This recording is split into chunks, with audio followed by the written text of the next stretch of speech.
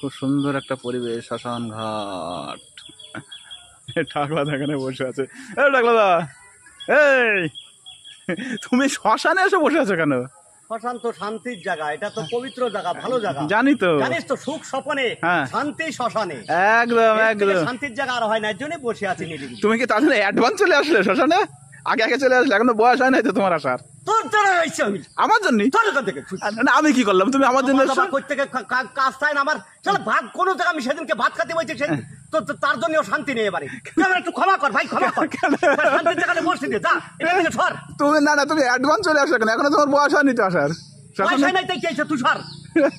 তোরা তো জ্ঞান জ্ঞান জ্ঞান জ্ঞান শুনছিলাম। সর সর, আদা দাবা যত সব উৎপাত করে, খালি উৎপাত করে খাচ্ছে আমার। সর এখান থেকে সর, মানে ক্ষমা কর ভাই, ক্ষমা কর। তুমি এখানে থাকবো তাই? থাকবো, যা যা যা। আচ্ছা আচ্ছা ঠিক আছে, কোনো কাজকর্ম কিচ্ছু করে না, সর। আচ্ছা ঠিক আছে, তুমি সারা জীবনের জন্য এখানে থাকো, ঠিক আছে? আর বাড়ি যাও না।